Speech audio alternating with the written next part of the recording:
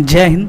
तो आज के इस वीडियो में आप लोग देखेंगे जो आपकी सीरीज चल रही थी फर्स्ट एड एंड हेल्थ, बोले तो प्राथमिक चिकित्सा और स्वास्थ्य की, उसमें के मैंने 148 नंबर तक के क्वेश्चन जो थे करवा चुके थे। ठीक है, इससे पहले वाले अगर वीडियो आपने नहीं देखा तो आई बटन पे या फिर डिस्क्रिप्शन बॉक्स में आपको लिंक मिल जाएगी, वहाँ पर जाकर आप इन वीडियो को देखने के बाद उन वीडियो को देख सकते हैं, जिससे कि आपका जितना भी डाउट होगा वो क्लियर हो जाएगा। ठीक है, वीडियो को स्टार्ट करने से पहले आप लोगों से एक बात बतानी थी। ठीक है, कि डॉक्टर राम मनोहर लोहिया अवध यूनिवर्सिटी का जो रिजल्ट है वो आ चुका है। ठीक है फ्रेंड्स, कि जो भी फ्रेंड्स मेरे डॉक्टर राम मनोहर लोहिया अवध यूनिवर्सिटी से पढ़ रहे हैं, ठीक है, तो उनका जो रिज़ल्ट है वो आउट हो चुका है। तो यहाँ पर आप लोग जाके रिज़ल्ट अगर नहीं देखना जानते हैं तो उसका वीडियो मैं अलग से बना दूंगा। आप लोगों ने रिज़ल्ट देख भी लिया होगा, ठीक है, उम्मीद करता हूँ।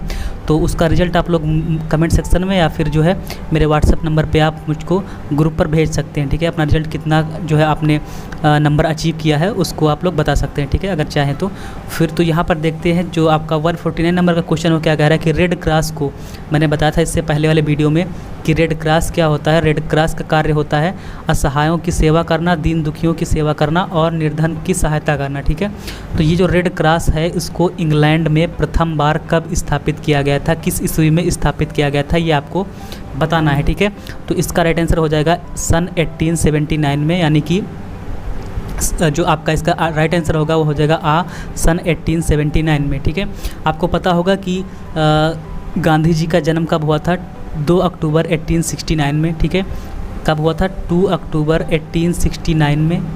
तो यहाँ पर उनका जन्म कब हुआ था, 1869 में, और 1869 में आप 10 प्लस करेंगे तो कितना हो जाएगा, 1879। ठीक है, इससे आप याद रख सकते हैं आसानी से। तो रेड क्रॉस को कब इंग्लैंड में प्रथम बार स्थापित किया गया था, सन 1879 में। अगले क्वेश्चन की तरफ बढ़ते हैं। आपका जो नेक्स्ट क्वेश्चन है धमनीय रक्तस्राव में, यानी कि अगर धमनी में रक्तस्राव हुआ तो आपका ऑप्शन कौन सा इनमें से सही होगा। रक्त का मतलब है खून का, स्राव मतलब बहना। अगर धमनी में रक्त जो खून है वो बहेगा तो खून किस प्रकार से बहेगा, खून चमकीला और उछलता हुआ बाहर निकलता है, यही आपका ऑप्शन जो है सही हो जाएगा। ठीक है, और खून नीलापन लिए गहरे लाल रंग का होता है, ये नहीं होगा। खून धीरे धीरे बहता है, इनमें से कोई नहीं तो हो ही नहीं सकता, क्योंकि एक ऑप्शन आपका सही होगा। तो अगर धमनी से रक्तस्राव कभी भी होगा तो खून चमकीला होगा। ठीक है, ध्यान देने योग्य बात है कि खून चमकीला होगा, शाइनिंग कलर लिए होगा और उछलता हुआ, मतलब उछल करके बाहर निकलेगा। ठीक है, तो मतलब आप जैसे कि ये आपका हैंड है और ये आपका हैंड है, तो हैंड में मान लीजिए यहाँ पे कट लगा, धमनी कटी, ठीक है, तो ये धीरे धीरे उछल के मतलब ऐसे आएगा, फिर धीरे धीरे ऐसे से करके जो है आपका रक्त जो है तेज़ी से बहेगा। ठीक है, और खून चमकीला और उछलता हुआ बाहर निकलेगा। ऑप्शन नंबर राइट आंसर हो जाएगा। और फिर अगले क्वेश्चन की तरफ बढ़ने से पहले आप लोगों से रिक्वेस्ट है कि चैनल पे पहली बार आए चैनल को सब्सक्राइब कर लीजिएगा, बेल आइकन को प्रेस कर लीजिएगा, जिससे कि ऐसी ही नॉलेजेबल वीडियोज़ आपको डेली बाय डेली मिलती रहेंगी चैनल पर। ठीक है, और अगर अभी तक वीडियो को लाइक नहीं किया तो लाइक कर दीजिए फटाफट, और इस सेशन को फटाफट अपने फ्रेंड्स के साथ शेयर जरूर करिएगा। ठीक है, अगला क्वेश्चन है कि हड्डी की टूट के लक्षण है। हड्डी अगर टूट गई है तो लक्षण क्या दिखाई पड़ेंगे आपके शरीर में, क्या सिम्टम्स नज़र आएंगे। सूजन होगा एवं दर्द होगा। ठीक है, जाहिर सी बात है सूजन तो होना ही है, दर्द भी होगा। शक्ति की कमी यानी कि एनर्जी की कमी आपको महसूस होगी, पावर की कमी महसूस होगी। अंग में हिलने डुलने की अक्षमता, यानी कि जो भी हड्डी टूटी होगी वो अंग हिले डुलेगा नहीं होगा, सक्षम नहीं होगा हिलने डुलने में, यानी कि वो हिले डुलेगा नहीं। ठीक है, तो यानी कि सारे ऑप्शन जो है राइट नज़र आ रहे हैं, इसका मतलब है कि उपयुक्त तो सभी इसका राइट आंसर हो जाएगा। अगले क्वेश्चन की तरफ बढ़ते हैं। प्राथमिक उपचार का क्या तात्पर्य है। प्राथमिक उपचार का मतलब क्या होता है बताना है। ठीक है, तो प्राथमिक उपचार का मतलब यही होता है कि घायल व्यक्ति का डॉक्टरी उपचार से पूर्व उपचार, यानी कि अगर कोई व्यक्ति घायल हो गया है तो डॉक्टर के यहाँ ले जाने से पहले जो छोटा मोटा उपचार होता है, जो प्राथमिक उपचार, वही कहलाता है कि आप घर पर उसका किस प्रकार से थोड़ा बहुत इलाज करें, जिससे कि उसका जो उसकी जो तबीयत है, ठीक है, उसका जो हाल है वो बिगड़ने ना पाए। तो डॉक्टर के ले जाने से पहले अगर उसकी जो है हालत में सुधार करना थोड़ा बहुत, यही प्राथमिक उपचार कहलाता है। ठीक है फ्रेंड्स, यहाँ पर नेक्स्ट क्वेश्चन की तरफ बढ़ते हैं। अगला क्वेश्चन जो है आपकी स्क्रीन पे ये रहा, प्राथमिक उपचार का मुख्य उद्देश्य। ठीक है, वही क्वेश्चन है, थोड़ा घुमा कर पूछा गया है कि प्राथमिक उपचार का उद्देश्य क्या होता है, तो बताना है। तो सबसे पहले यही है इसका राइट आंसर कि डॉक्टर के आने से पहले पूर्व व्यक्ति की स्थिति को बिगड़ने नहीं देना। जैसे मैंने अभी बताया कि डॉक्टरी उपचार से पहले किया गया उपचार, तो डॉक्टर यानी कि जब डॉक्टर के आने से पूर्व क्या होता है, व्यक्ति की स्थिति को बिगड़ने नहीं देना, यही आपका राइट आंसर हो जाएगा। ठीक है, अगले क्वेश्चन की तरफ बढ़ते हैं। आपका जो नेक्स्ट क्वेश्चन है कि प्रारंभिक उपचार बक्से में क्या वस्तुएं होती हैं। अगला क्वेश्चन है फ्रेंड्स आपकी स्क्रीन पे कि प्रारंभिक उपचार बक्से में क्या वस्तुएं होती हैं। जो आपका फर्स्ट एड एंड बॉक्स होता है, ठीक है, जो प्रारंभिक उपचार का जो बक्सा होता है जिसे फर्स्ट एड बॉक्स कहते हैं, उसमें कौन कौन सी वस्तुएं जो होती हैं, तो उसमें होती हैं प्रारंभिक उपचार हेतु आवश्यक दवाएं होती हैं और कुछ वस्तुएं होती हैं, ठीक है। तो आपका आ नंबर जो है राइट आंसर हो जाएगा। अगले क्वेश्चन की तरफ बढ़ते हैं। आपका जो नेक्स्ट क्वेश्चन है, सर्वप्रथम प्राथमिक चिकित्सा जो थी वो किस देश में शुरू हुई, तो भारत देश में शुरू हुई, ठीक है। इसका आ नंबर राइट आंसर हो जाएगा। अगले क्वेश्चन की तरफ बढ़ते हैं। आपका जो नेक्स्ट क्वेश्चन है वो क्या कह रहा है आपकी स्क्रीन पे, इंग्लैंड में प्रथम बार सेंट डाहन एम्बुलेंस एसोसिएशन, कौन सा, सेंट डाहन एम्बुलेंस एसोसिएशन ने कब प्राथमिक सहायता यानी कि फर्स्ट एड शब्दावली को शासकीय रूप में अपनाया था। किसने, सेंट डाहन एम्बुलेंस एसोसिएशन था एक, उसने सबसे पहली बार शब्द जो है फर्स्ट एड को शब्दावली को शासकीय रूप में कब अपनाया था। तो फ्रेंड्स इसका राइट आंसर हो जाएगा आपका 1879, ठीक है।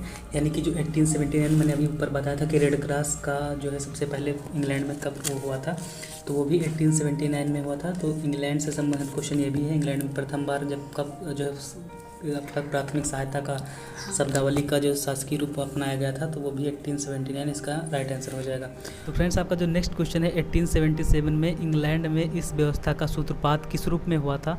तो अभी मैंने आपको बताया कि जो व्यवस्था थी इसका सूत्रपात किसने किया था, Saint John ambulance association of England ने। तो आ नंबर आपका राइट आंसर हो जाएगा।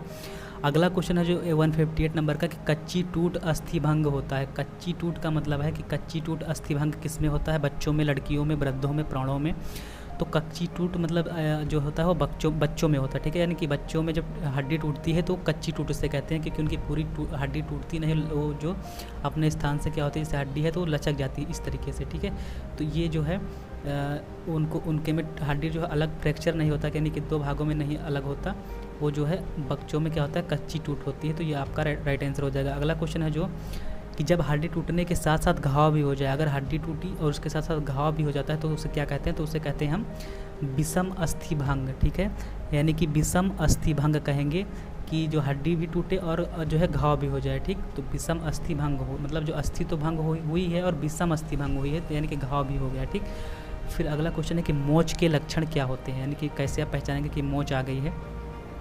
तो इसका लक्षण होता है कि जोड़ के बंधनों का, जो जोड़ आपके जो जितने शरीर में जितने भी जोड़ हैं, ठीक है, जोड़ के जो बंधन होते हैं उनका खींच जाना, यानी कि जैसे आपकी कोई नस खींची गई, जो जोड़ के बंधन खींच गए या फिर कट जाना, तो आपको मोच आ जाएगी। तो आपका राइट आंसर हो जाएगा द, ठीक है।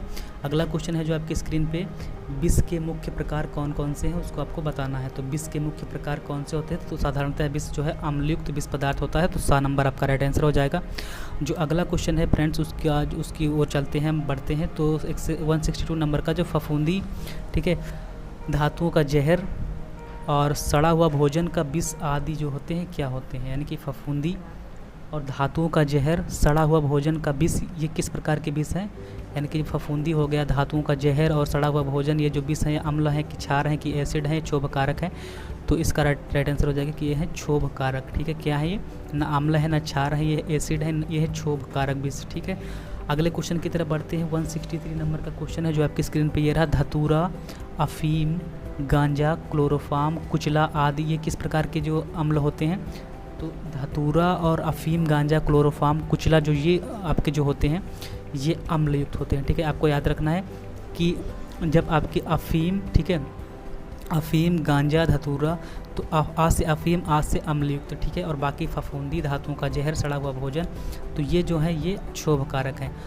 अगले क्वेश्चन की तरफ बढ़ते हैं। जो आपका नेक्स्ट क्वेश्चन है यहाँ पे, जलन कहलाता है जब, जलन कब कहलाएगा, यानी कि जब आग, ठीक है, आग हो या दहकती हुई वस्तु से देह जब जल जाती है, या आग से जले या कोई दहकती हुई वस्तु है यानी कि जलती हुई वस्तु है, उससे जब जले देह यानी कि आपके शरीर, तो वो जलन कहलाता है, ठीक है, जलन हुआ आपका। फिर अगला क्वेश्चन है कि स्नान का हमारे देश में सबसे उत्तम समय क्या है। तो आप जानते हैं कि भारत में स्नान का सबसे उत्तम समय प्रातःकाल होता है, प्रातःकाल आपको स्नान करना चाहिए, ठीक है। और फिर जो है आपका अगला क्वेश्चन है आपकी स्क्रीन पे 166 नंबर का, कि केसों को गंदा रखने से कौन सा परजीवी सिर पे चढ़ जाता है। केसों को अगर हम, मतलब केस का मतलब होता है बाल, बालों को अगर हम गंदा रखेंगे तो कौन सा परजीवी, परजीवी का मतलब ऐसा जीव जो दूसरों पर आश्रित हो, तो परजीवी कौन सा सिर में चढ़ जाता है। तो सिर में कौन सा पड़ता है, वो होता है जू, जिसे आप लोग गाँव में जुआ कहते हैं, ठीक है, जू। तो आपको जो है अपने केसों को गंदा नहीं रखना है, ठीक है, खासकर लड़कियों की बात हो रही है यहाँ पे। तो आपने जो है सिर को गंदा नहीं रखना है, क्योंकि यहाँ पे बात लड़के और लड़कियों की नहीं है, क्योंकि ज़्यादातर बाल बड़े लड़कियों के होते हैं तो उनमें ज़्यादा जो है इसकी वो होती है होने की, जूं के होने की, ठीक है, पॉसिबिलिटी। और 167 नंबर का मादा जू प्रतिदिन कितने अंडे देती है, तो आपको यहाँ पे इसका राइट आंसर हो जाएगा कि जो मादा जू होती है वो प्रतिदिन 8 से 12 अंडे देती है। तो आपको केसों को अपने गंदा बिल्कुल नहीं रखना है, क्योंकि जो मादा जू होती है अगर 8 से 12 अंडे रोज़ देगी तो आप समझ सकते हैं कि एक दिन में 8 से 12 अंडे, तो जो है 30 दिन में कितने अंडे हो जाएंगे, ठीक है, तो कम से कम 250-300 अंडे हो जाएंगे। तो आपके जो आपका बाल जो सिर होगा उसमें बाल कम और जूं ज़्यादा नज़र आएंगे, ठीक है। तो आपको क्या करना है, आपको अपने बालों को निरंतर इसको साफ़ करते रहना है। तो यहाँ पे अगला क्वेश्चन है जो इसका राइट आंसर है, जुओं का संक्रमण किस प्रकार होता है, यानी कि जुएँ जो होते हैं उनका संक्रमण किस प्रकार होता है, श्वास से होगा या फिर जल से। तो देखिए श्वास से हम जुएँ तो फैलते नहीं हैं, ना ही जल से फैलते हैं, संपर्क करने से, यानी कि दूसरे के संपर्क में जब आएंगे तो आपका जो है जुआ हो सकता है। अगला क्वेश्चन है कि जुओं के काटने से होने वाले ज्वर का नाम क्या है। अगर आपके जुएँ काट लेंगे तो उससे ज्वर यानी कि जो बुखार होता है वो टाइफस ज्वर होता है, ठीक है। कौन सा ज्वर, टाइफस ज्वर होता है, आपको यहाँ पे याद रखना है, जुए से टाइफस ज्वर हो जाता है। अगला क्वेश्चन है फ्रेंड्स कि दांतों की सुरक्षा के लिए क्या नहीं करना चाहिए, यानी कि जो ऑप्शंस दिए गए हैं इनमें से क्या चीज़ नहीं करनी चाहिए।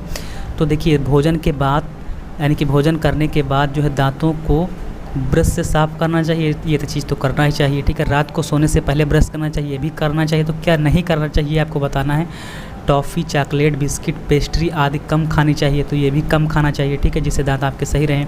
लेकिन क्या नहीं करना चाहिए, गर्म खाना खाने के बाद ठंडा पानी, यानी कि गर्म और ठंडा का कॉम्बिनेशन नहीं रखना चाहिए। गर्म खाना खाने के बाद तुरंत ठंडा पानी आपको नहीं पीना चाहिए, ठीक है। तो ये चीज़ हो गया, आपका राइट आंसर दा हो जाएगा। अगला क्वेश्चन है जो छोटे बालकों को पढ़ने की पुस्तकें जो है किस प्रकार की होनी चाहिए। तो छोटे बालकों के लिए पढ़ने की पुस्तकें होनी चाहिए बड़े प्रिंट की, ठीक है, यानी कि बड़ा बड़ा जब लिखा होगा बड़े प्रिंट की तो उन बालकों को, छोटे बालकों को समझने में आसानी होगी, ठीक है। अगला क्वेश्चन है कि दही बिलौने में कौन सी क्रिया आती है, ठीक है।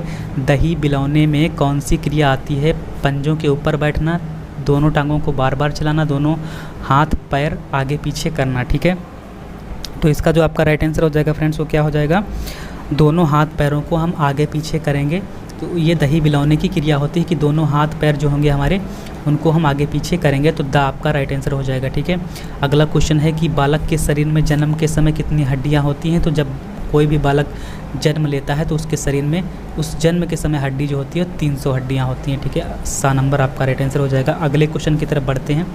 देखिए यहाँ पे जो ये क्वेश्चन है तो इसमें कहीं कहीं सीरीज़ में जो है 270 ऑप्शन दिया गया है, लेकिन ये बिल्कुल जो है सही नहीं है, गलत है, ठीक है। तो जन्म के समय कितनी हड्डियाँ होती हैं, 300 हड्डियाँ होती हैं। अगला क्वेश्चन है जो 174 नंबर का, कौन सा संक्रामक रोग नहीं होता है, यानी कि कौन सा संक्रमण से नहीं फैलता है।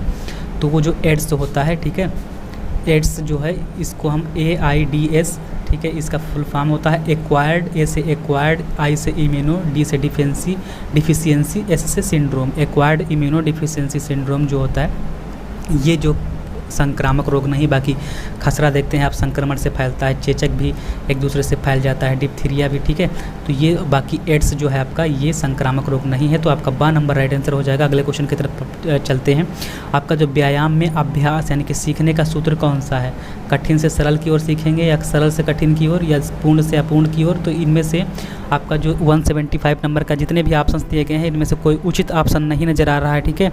तो इसका जो राइट आंसर हो जाएगा कि इनमें से कोई नहीं आपका आंसर हो जाएगा। अगले क्वेश्चन की तरफ बढ़ते हैं। जो आपका अगला क्वेश्चन है, इस वीडियो का लास्ट क्वेश्चन है कि कौन सा लक्षण हैजा का नहीं है, यानी कि हैजा का लक्षण इनमें से कौन सा नहीं है। तो हैजा देखिए दस्त होना है, हैजे में उल्टी भी होती है और उल्टी होता है, दस्त होता है, प्यास भी लगती है, ठीक है, लेकिन खांसी जो है हैजे में नहीं आती। तो ये लक्षण खांसी का जो आना ये टीबी का लक्षण होता है, ठीक है। तो ये लक्षण जो है हैजे का नहीं है। तो option number the is the right answer of this question. उम्मीद करता हूँ कि आप लोगों को वीडियो अच्छे से समझ में आया होगा। अगर वीडियो समझ में आया तो प्लीज़ वीडियो को लाइक कर दीजिएगा, चैनल पर पहली बार और चैनल को सब्सक्राइब कर लीजिएगा, बेल आइकन को प्रेस कर लीजिएगा, जिससे कि ऐसी वीडियोज आपको डेली बाय डेली देखने को मिलती रहे। तो आज की वीडियो में इतना ही, मिलते हैं नेक्स्ट वीडियो में, तब तक के लिए जय हिंद, जय Bharat, take care, bye bye, love you.